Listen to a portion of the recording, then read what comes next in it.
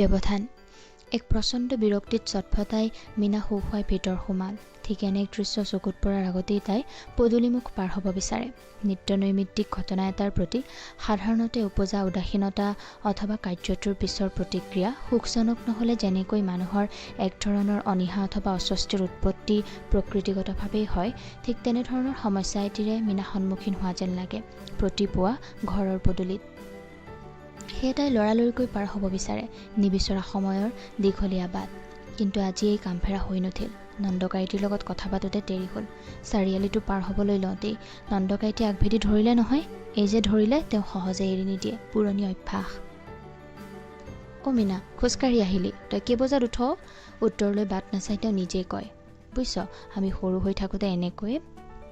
আৰু ঠিক এনেকৈ আৰম্ভ হ'ব। তাৰপিছত তেওঁ হেঁপাহ নপলোৱালৈকে নিজৰ কথা ক'ব। অস্বস্তি লাগে সকলোৰে, লাগিবৰে কথা। গাঁৱৰ প্ৰায়ভাগ জীয়ৰী বোৱাৰীয়ে পলায়, কাৰণো ইমান আহৰি। মীনাই বুঢ়াক উপেক্ষা কৰিব নোৱাৰে। তাই মনে মনে শুনে, বিশেষ একো নকয়। নন্দকাইটিও সেইকাৰণে মীনাক শুনাই ভাল পায়। প্ৰত্যেক মানুহকে একোজন ভাল শ্ৰোতাৰ প্ৰয়োজন। সেইকাৰণে তেওঁ মীনাক মাজনী মাজনী বুলি মৰমো কৰে। মীনাৰ অৱশ্যে অলপ অস্বস্তিও লাগে। তথাপি খোজকাঢ়ি আহি পুৱাই পদূলিৰ সেই দৃশ্যটো মীনাৰ বাবে বেছি অসহ্যকৰ। উচপিচাই উঠে তাই। মানুহজনৰ আৰু কাম নাই। পুৱাই উঠি নিজে ৰোৱা গছপুলিকেইটাকে লিৰিকি বিদাৰি চাই থাকে। কেতিয়াবা পানী ঢালি দি উঠি এনেকৈ পৰ্যবেক্ষণ কৰে যেন পুলিটোৰ মাজেৰে ক'ৰ পৰা পানীখিনি সোমাই গৈ কেনেকৈ ক'ত বিয়পি পৰে তাৰ তাৎক্ষণিক বৃত্তিহে যেন তেওঁৰ চকুত পৰে। তলৰ বনবোৰ সদায় চিকুণাই, পিছে বন বুলিবলৈ একোৱেই নাথাকে। মাত্ৰ মাটিখিনিকে সানি খুচি সময় পাৰ কৰি দিয়ে। এনেভাৱে পুলিকেইটাৰ লগত লাগি থাকে যেন তেওঁ সংসাৰৰ সকলো জ্বালা যন্ত্ৰণাৰ পৰা মুক্ত। আৰু তেওঁৰ কাম বুলিবলৈ অকল সেয়াই আছে। ঘূৰি ঘূৰি পুলিবোৰকে চাই থাকিব। পিছফালৰ বাৰীখনত দেখিলে অন্ততঃ তাই ৰাতিপুৱা সেই অস্বস্তিকৰ কামবোৰ নেদেখে। নাই, তেওঁ বাৰীৰ পিছফালৰ কামখিনি পিছবেলালৈ থয়। মুঠতে মীনাৰ অশান্তি এইবাবেই যে তাইৰ মানুহটোৰ হাতখন একে ঠাইতে নাথাকে। যদিও মীনাৰ সংসাৰখন সুচল কৰাত সেই হাতৰ বিশেষ একো দৈহিক খাটনি নাই। ইয়াৰ কাৰণেও মীনাৰ পক্ষে গ্ৰহণযোগ্য বুলিয়েই ক'ব লাগিব। একঘেয়ামী কথাই হওক বা দৃশ্যই হওক, এটা সময়ত সকলো তৰ্কৰ অন্ত পেলাই অস্বস্তিকৰ হৈ উঠে। বিশেষকৈ তেতিয়া যেতিয়া সেই কাম দেখোঁ তাই বিচৰা ধৰণে খতিয়ান নাপায়। তেনে অৱস্থা মীনাৰো হয়। কিয় কৰিছে সুধিলে মণিধৰে একো নকয়। অৱশ্যে তেওঁ কথা এনেও কম কয়। তথাপি দিনটো গেঙেৰি মাৰি থাকিলেও হাঁহি হাঁহি থোৱাহে বুলি কেতিয়াবা কয়, সিমানেই। সেইখিনিতে দিনটোৰ কথোপকথন শেষ হয়। মীনা মণিধৰৰ ডাঙৰ ল'ৰাটোৱে জীৱনত 30টা বসন্ত পাৰ কৰিলে। অথচ বিয়াৰ 5 বছৰমান পাছতহে সি সিহঁতৰ জীৱনলৈ আহিছিল। এই অত বছৰে মণিধৰে গছপুলি ৰোৱাৰ বাদে আৰু কৰিলেনো কি? মাজে মাজে মীনাই তেনেকৈয়ে ভাবে। মণিধৰে অৱশ্যে ওচৰৰে ব্যক্তিগত বিদ্যালয়খনত গণিত পঢ়ায়। ৰাতিপুৱা 5মান বজাতেই শোৱা পাতি এৰাটো তাৰ পুৰণি অভ্যাস। আৰু উঠি একো মাত বোল নকৰে। গছপুলিকেইটাৰ ওচৰতে ৰৈ থাকে। দিনটো স্কুলত পঢ়ুৱাই দুপৰীয়া আহি ভাতকেইটা খায়ে পিছফালৰ বাৰীত সোমায়। মুঠতে দিনটোৰ আজৰি সময়খিনি তেওঁ গছৰ লগতেই কটায়। পিছফালৰ দেউতাকৰ দিনৰ বৃহৎ মাটিটুকুৰাত তেওঁ অত বছৰে বহুত গছ ৰুইছে। এখন সৰু অৰণ্যাঞ্চল বুলি ক'লেও কম নহয়। তদুপৰি গাঁৱৰ নামঘৰটোৰ কাষত পুথিভঁৰালটোৰ চৌহদত নিজে পুলি আনি ভৰাই তুলিছে। আনকি 4টা কোঠালিৰ ঘৰটো বঢ়াবৰ বাবে এদিনো মণিধৰে চিন্তা কৰা নাই। মীনাই পিছফালৰ গছ দুজোপা কাটি ঘৰটো বঢ়োৱাৰ কথা ক'লে তেওঁ দাং খাই উঠে। তাইৰ যুক্তি অনুযায়ী 2টা ল'ৰাই বিয়া পাতি বোৱাৰী ক'ত ৰাখিব? আৰু মণিধৰৰ উত্তৰ, আজি 5 বছৰে বাহিৰত থকা 2টা ল'ৰাই বছৰত 2বাৰ ঘৰলৈ আহে। সিহঁতে সিহঁতৰ বোৱাৰী আমাৰ লগত ৰাখিব নেকি? থোৱাহে, তুমিয়ে ময়েহে।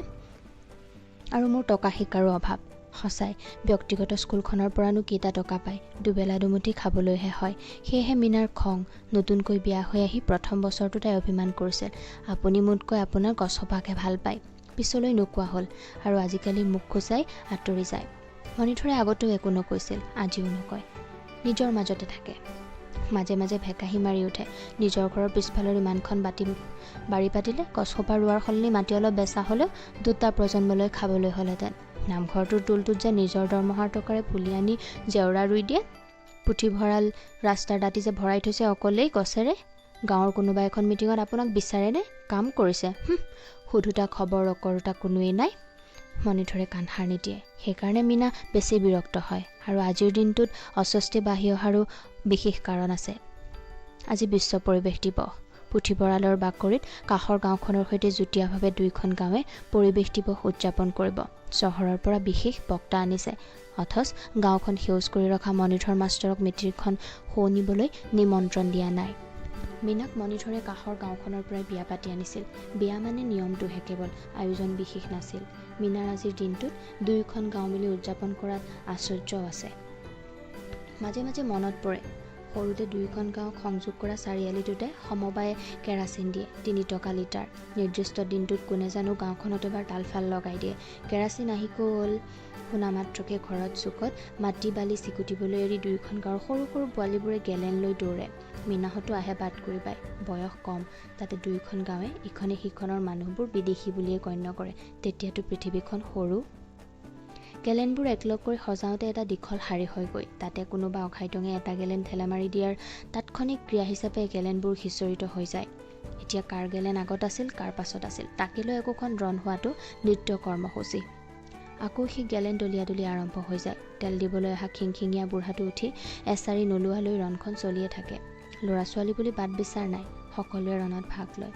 খুব বেছি বদমাছ কেইটামানে বেয়া শব্দৰে গালি গালাজ আৰম্ভ কৰে। মুঠতে দুয়োখন গাঁৱৰ ল'ৰা ছোৱালী মুখা পৰম শত্ৰু।